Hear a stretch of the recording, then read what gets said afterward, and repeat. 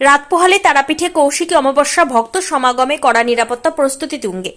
রাত পোহালে তারাপীঠে শুরু হচ্ছে বছরের অন্যতম বৃহৎ উৎসব কৌশিকী অমাবস্যা। এই বিশেষ তিথিকে কেন্দ্র করে আজ বৃহস্পতিবার থেকে দূর দূরান্ত থেকে সাধু সন্ন্যাসী ও ভক্তদের আগমন শুরু হয়েছে। ভক্ত সমাগমের ভিড়ে সুশৃঙ্খলভাবে দেবী দর্শন ও পূজা নিশ্চিত করতে মন্দির কমিটির পক্ষ থেকে গোটা মন্দির চত্বরে বাঁশের ব্যারিকেড তৈরি করা হয়েছে। পাশাপাশি মন্দির প্রাঙ্গণকে ফুল ও আলোকসজ্জায় সাজানো হচ্ছে।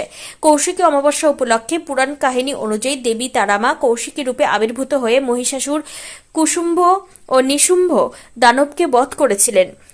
আবার এই দিনই তারাপীঠ মহাশ্মশানের শিমুল গাছতলায় সাধক বামাখ্যাপা সিদ্ধিলাভ করেছিলেন। তাই এই তিথিতে পুণ্য লাভের আশায় প্রতি বছরই লক্ষ লক্ষ ভক্ত ভিড় জমায় তারাপীঠে। নিরাপত্তা ব্যবস্থা এবারও পুণ্যার্থীর সমাগম প্রায় 5 লক্ষেরও বেশি হতে পারে বলে আশঙ্কা করা হচ্ছে। তাই অপ্রীতিকর ঘটনা এড়াতে বৃহস্পতিবার রাত থেকে মন্দির চত্বরে কড়া নিরাপত্তা জারি হয়েছে। সারা বছর যেখানে 100 জন নিরাপত্তা কর্মী মোতায়েন থাকেন, সেখানে এবার কৌশিকী অমাবস্যাকে ঘিরে মোতায়েন করা হয়েছে অতিরিক্ত 200 জন নিরাপত্তা। পাশাপাশি মন্দির ও আশপাশের সমস্ত গুরুত্বপূর্ণ মোড়, ভিআইপি রাস্তা ও পূর্বসাগর মোড় জুড়ে বসানো হয়েছে সিসিটিভি ক্যামেরা। ভক্তদের ভিড় সামলাতে পুলিশ, মন্দির কমিটি ও প্রশাসন মিলিতভাবে বিশেষ পরিকল্পনা নিয়েছে। পুলিশ প্রশাসনের তরফ থেকে বারবার মাইকিং করে ঘোষণা করা হচ্ছে যাতে ভক্তরা তাদের সন্তানদের সঙ্গে আসলে বাচ্চাদের পকেটের নাম ও ঠিকানা লিখে রাখেন, যাতে ভিড়ের মধ্যে হারিয়ে গেলে দ্রুত পরিবারের সঙ্গে যোগাযোগ করা যায়। ভক্তদের সুবিধার জন্য বিশেষ উদ্যোগ মন্দির কমিটির সভাপতি তারামাই মুখোপাধ্যায় জানান, ভক্তদের যাতে কোনো সমস্যায় না পড়তে হয় সেই জন্য বৃষ্টি হলেও লাইনে দাঁড়িয়ে পুজো দিতে পারেন সেই ব্যবস্থা করা হয়েছে। ত্রিপল দিয়ে মাথার উপর ছাউনি দেওয়া হচ্ছে। শুক্রবার ভোর 4টায় দেবীকে শান ও মঙ্গল আরতির পর গর্ভগৃহ খোলা হবে। এরপরই দেবী অঙ্গে কৌশিকী পূজা শুরু হবে। সন্ধ্যায় দেবীকে স্বর্ণ অলঙ্কারে রাজবেশে সাজানো হবে। হোটেল ভাড়া নিয়েও সতর্কতা। তারাপীঠ হোটেল অ্যাসোসিয়েশনের প্রেসিডেন্ট সুনীল গিরি স্পষ্ট জানান, ভক্তরা 1 দিন বা 3 দিন যেভাবেই থাকুক না কেন নিয়ম অনুযায়ী ও সামর্থ্য অনুযায়ী ভাড়া দিতে হবে। কেউ বেশি ভাড়া নিতে পারবেন না। যদি কোনো হোটেল অতিরিক্ত ভাড়া নেয় তবে সঙ্গে সঙ্গে ব্যবস্থা নেওয়া হবে। কৌশিকী অমাবস্যাকে কেন্দ্র করে প্রশাসন, মন্দির কমিটি, পুলিশ, মেডিকেল টিম সবাই একযোগে কাজ করছে। তাই ভক্তরা যেন নির্বিঘ্নে দেবী দর্শন করতে পারেন তার জন্য জোরদার প্রস্তুতি ইতিমধ্যেই সম্পন্ন হয়েছে। বীরভূমের তারাপীঠ থেকে ক্যামেরায় অঙ্কন লেটের সঙ্গে সায়ন ভান্ডারের রিপোর্ট, তারাপীঠ টিভি।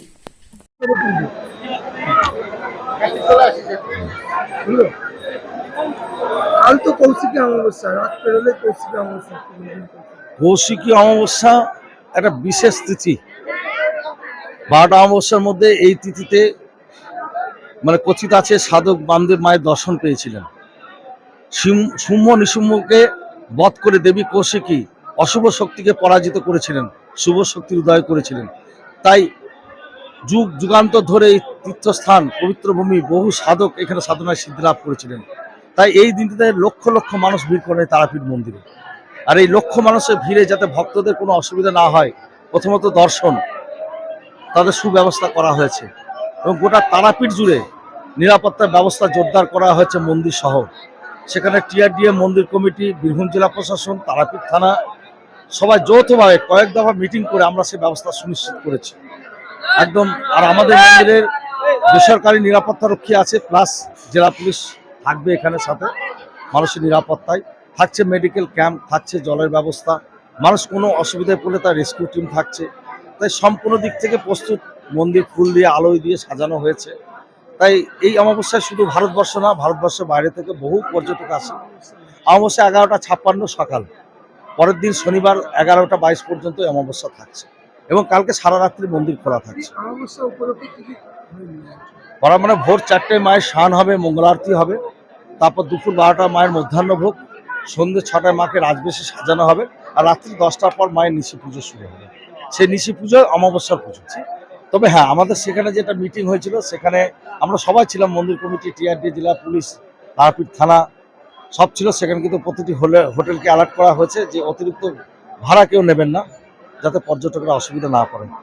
কিন্তু কোনো অভিযোগ হয়তো তাদের কাছে যদি জমা পড়ে অবশ্যই তারা ব্যবস্থা নেবেন, কারণ তারাপীঠকে সুন্দর রাখতে, তারাপীঠের ভাবমূর্তিকে আরো ভালো করতে এই পদক্ষেপগুলো তো আমাদেরকে নিতেই হবে।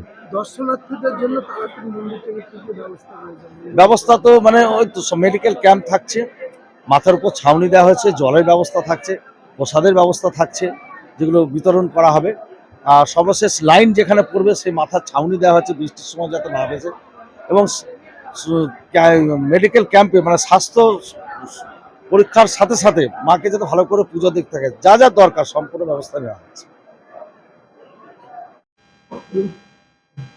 দেখা যাচ্ছে বিভিন্ন হোটেলে পুণ্যার্থীরা আসছে তারাপীঠ মন্দিরে কৌশিকী অমাবস্যার জন্য বিভিন্ন হোটেলে রুম ভাড়া বেশি নিচ্ছে, কি বলবো?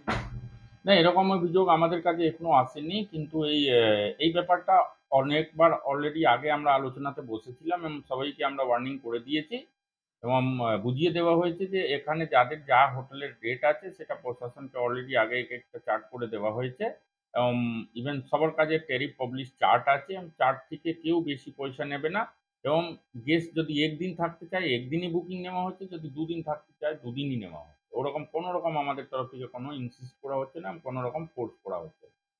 হুম। আমার নাম সুনীল গিরি, আমি তারাপীঠ হোটেল অ্যাসোসিয়েশনের প্রেসিডেন্ট।